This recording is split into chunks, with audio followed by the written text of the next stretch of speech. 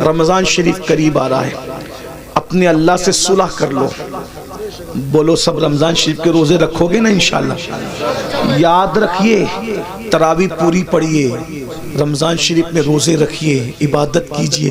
رمضان شریف کی پہلی رات آتی نا، پہلی رات، رمضان شریف کی پہلی رات، تو عرش کے نیچے سے ہوا چلتی ہے رحمت کی، اور اللہ تعالیٰ اس دن اپنے بندوں کو پیار سے دیکھتا ہے، اور جس پر رحمت کی نظر اس دن پڑ جاتی ہے اللہ اس کو جنتی بنا دیتا ہے. روزہ مت چھوڑنا. اور ایک بات یہ بھی یاد رکھنا، المعجم الاوسط میں یہ حدیث ہے کہ جو رمضان شریف میں ایک گناہ کرتا ہے اللہ اس کی 1 سال کی عبادت کو ضائع کر دیتا ہے. یعنی رمضان شریف میں اس لیے گناہ سے بچو. اس رمضان شریف میں گیم نہیں کھیلنا، فلمیں نہیں دیکھنا، گانے نہیں سننا. آج کل تو لوگ افطار کے وقت بھی واٹس ایپ پہ لگے رہتے ہیں، اور وہ پتہ نہیں کچھ پاگلوں نے ایسے چینل شروع کر دیے کہ وہ چینل سحری کے وقت بھی چالو رہتے ہیں، افطار کے وقت بھی چالو رہتے ہیں. اچھا ٹھیک ہے بھئی، چینل تم چلاؤ، جو ہے وہ اس میں دن بھر تقریریں کرو، سحری افطار میں لوگوں کو رونے دھونے دو، عبادت کرنے دو، اللہ سے جڑنے دو. اور پھر ان چینلوں کے اوپر عورتیں بھی بیٹھی ہوتی ہیں، مرد بھی بیٹھے ہوتے ہیں، اور رمضان ٹرانسمیشن چلتا رہتا ہے. وہ کیسے بے غیرت مولوی ہے جو عورتوں کے ساتھ افطار کے وقت بے پردہ بیٹھتے ہیں؟ کوئی ان کو روکنے والا نہیں، کوئی ٹوکنے والا نہیں، عورتوں کے ساتھ بیٹھتے. غور تو فرمائے، کوئی دین دھرم ہے؟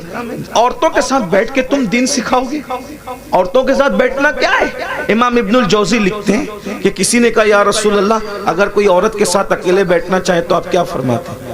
آقا فرماتے ہیں نہیں بیٹھنے کی اجازت ہے. کہا اگر عورت نیک اور مرد نیک ہو؟ تو آقا فرماتے ہیں عورت اگر مریم جیسی نیک ہو اور مرد یحییٰ جیسا نیک ہو اور دونوں قرآن سیکھنے سکھانے کے لیے بیٹھیں تو بھی میں ان کو بیٹھنے کی اجازت نہیں دیتا. کون مریم ہے؟ سنگھار کر کے بے پردہ منہ کھول کر. پہلی بات کوئی شریف عورت اس طرح آئے گی؟ اب یہ عورتیں ہمیں دین سکھائیں گی، چینلوں پہ آ کے عورتیں دین سکھائیں گی. اور تمہیں بھی غیرت نہیں آتی افطار کے وقت روزے کی حالت میں عورتوں سے دن سیکھتے بیٹھے. لا الہ الا اللہ. کیا میرے بھائی، ام المومنین سیدہ عائشہ صدیقہ کی قرآن پڑھنے کی آواز بلند ہو گئی تو فاروق اعظم رضی اللہ تعالیٰ نے عرض کیا رسول اللہ امی جان عائشہ زور سے قرآن پڑھ رہی تھی، آواز گھر کے باہر جا رہی تھی. آقا نے میں عائشہ عورت کی آواز بھی عورت ہے، زور سے قرآن نہ پڑھا کر. سارے مومنین کی ماں، ان کو روک دیا کہ زور سے قرآن نہ پڑھو. یہ دین ہے، یہ دین کی پوترتا ہے، یہ دین کا تقدس ہے. سب پامال کیا. یہ افطار اور سحری کا وقت کیا ہے؟ اللہ تعالیٰ سحری اور افطار میں اپنے بندوں سے کہتا ہے کوئی مجھ سے روزی مانگنے والا؟ روزی مانگو میں تمہیں روزی دوں گا. مغفرت مانگنے والا؟ مغفرت مانگے گا مغفرت دوں گا. ہے کوئی مجھ سے نعمتیں مانگنے والا؟ میرے بندے مانگ، میں وعدہ کرتا ہوں تو جو مانگے گا میں تجھے عطا کروں گا. کیونکہ یہ رمضان ہے، سحری اور افطار کا وقت ہے، مجھ سے جو مانگا جائے گا میں عطا کروں گا. سال بھر لوگوں کے دروازوں پہ دستک دینے والوں، اللہ کی رحمتیں تمہارے دروازے دل پہ دستک دیتی ہے. مان کیا مانگتا ہے؟ اس وقت تو نہیں مانگتے، پھل کاٹتے رہتے، ادھر ادھر باتیں کرتے رہتے، بھنکس بازی کرتے رہتے، واٹس ایپ پہ لگے رہتے، فیس بک. میرے بھائی رمضان شریف کا فائدہ اٹھا لو. آقا فرماتے ہیں جس کو رمضان شریف ملے اور وہ اپنی بخشش نہ کروا لے وہ اللہ کی رحمت سے محروم ہو جائے، دور ہو جائے، اللہ کی رحمت سے دور ہو جائے. جس کو ماں باپ ملے اور وہ جنتی نہ بن جائے وہ اللہ کی رحمت سے دور ہو جائے. محفل میں درود پڑھا، محفل میں ذکر رسول کیا جائے اور حضور پہ درود نہ پڑھا جائے وہ اللہ کی رحمت سے دور ہو جائے. حضور نے جمعہ کے وقت خطبے کے لیے جاتے ہوئے ممبر پر سیڑھیوں پہ قدم رکھتے ہوئے یہ دعائیں کی تھی اور آپ کی دعا پہ جبریل نے آمین کہا تھا. اس لیے رمضان شریف میں کوشش کرو روزے رکھنے کی. جو ایک روزہ چھوڑ دے رمضان شریف کا، صرف ایک روزہ، پوری زندگی روزہ رکھتا رہے، ایک رمضان شریف کے روزے کی فضیلت کو نہیں پا سکتا. اس لیے روزہ رکھو. کچھ لوگ کیا کہتے ہیں مولانا ہم کام کرتے ہیں، بیمار ہے، یہ وہ. یاد رکھنا روزے سے کبھی بیماری نہیں بڑھتی، کہ اللہ کے رسول فرماتے ہیں روزہ رکھو صحت مند ہو جاؤ.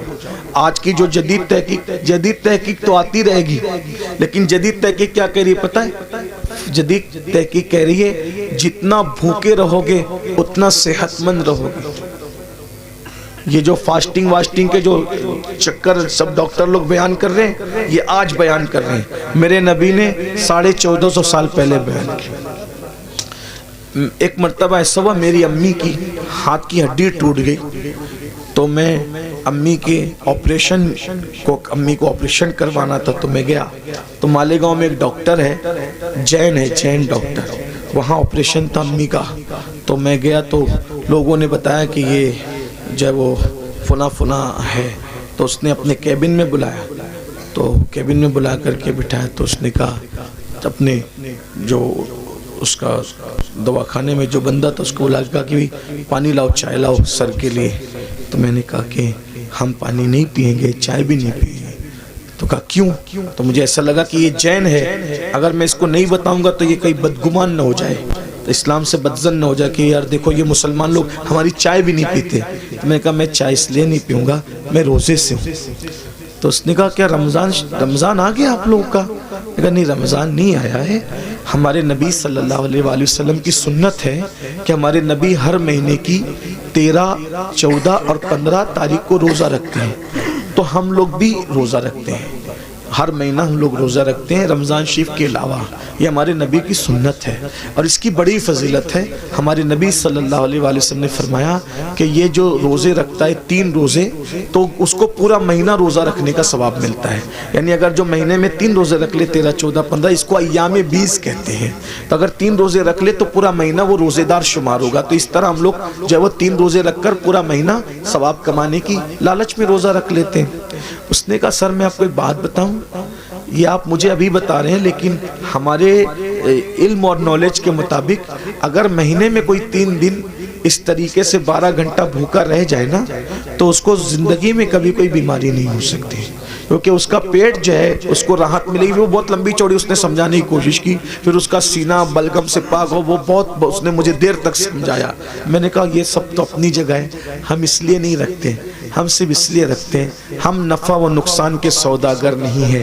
محبوب نے کہہ دیا بس ہم نے کرنا ہے، ہمارا مزاج ہے، ہم مسلک عشق والے ہیں، ہم سوداگر ثواب کے بھی نہیں ہیں اور ہم سوداگر نفع و نقصان کے بھی نہیں ہیں، یاد رکھیے۔ تو برحال اس وقت اس نے مجھے بتایا، تو میں نے کئی لوگوں کو بتایا کہ دیکھو غیر مسلم لوگ بھی روزے کے قائل ہو رہے ہیں، بلکہ اب تو بہت سارے غیر مسلم بھائی بھی رمضان شریف کے بہانے وہ روزہ رکھنے کی کوشش کرتے ہیں تاکہ فاسٹنگ کا فائدہ ان کو بھی مل جائے۔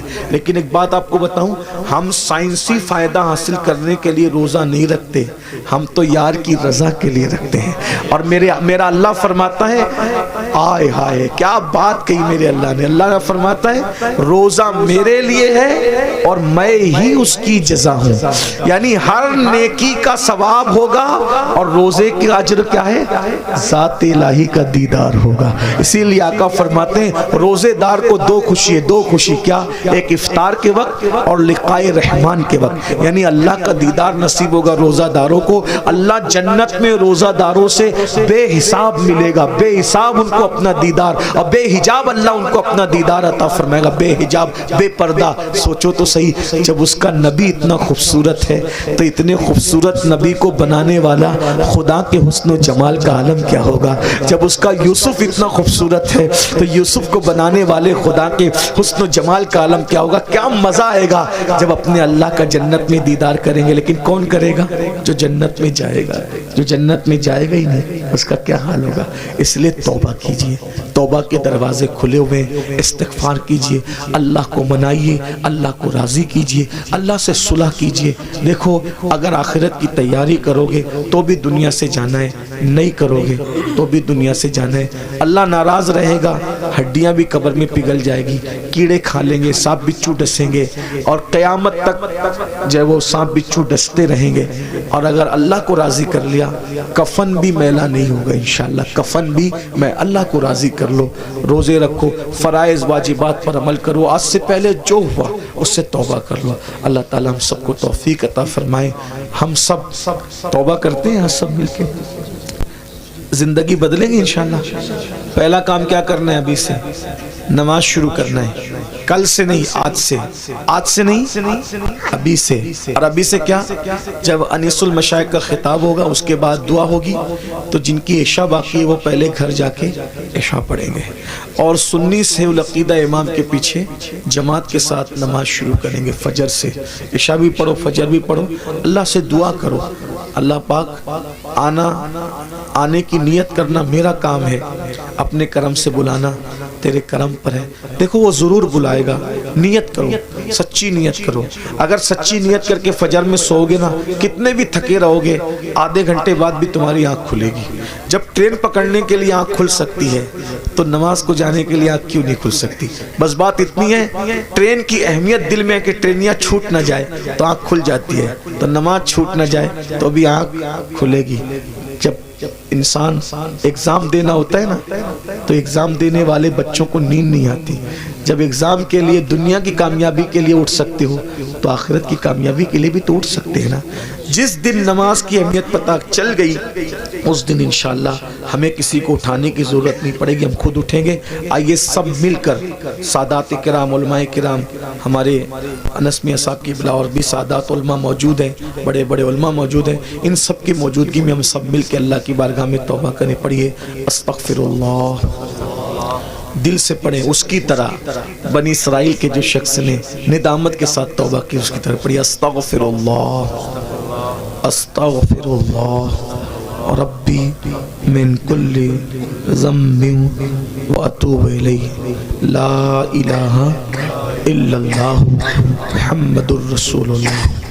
آپ نے توبہ کی، حضور کے قول کے مطابق ہمارا ایمان ہے، جو توبہ کر کے کلمہ پڑھتا ہے وہ گناہوں سے ایسے پاک ہو جاتا ہے جیسے ابھی ماں کے پیٹ سے پیدا ہوا۔ اب آپ کے سب کے گناہ معاف ہو گئے، آپ نئی زندگی کا آغاز کریں۔ کون کون اللہ کی رضا کے لیے وعدہ کرتا ہے آج سے نماز پڑھوں گا؟ ہاتھ اٹھا کے ذرا اللہ کو بتائیں، اس کے فرشتوں کو بتائیں۔ سبحان اللہ، اٹھائیں، تھوڑی دیر اٹھا کے رکھیں۔ یہ بزرگوں کو، علماء کو، اللہ والوں کو گواہ بنائیں۔ ماشاءاللہ پڑھیں گے نا انشاءاللہ۔ اللہ تعالیٰ، یا اللہ ہاتھ اٹھانا ان کا کام ہے، ان اٹھے ہوئے ہاتھوں کی لاج رکھنا تیرے کرم پر ہے مولا، سب کو نمازی بنا دے۔ السلام علیکم ورحمۃ اللہ وبرکاتہ۔ آگے بھی پروگرام جاری رہے گا۔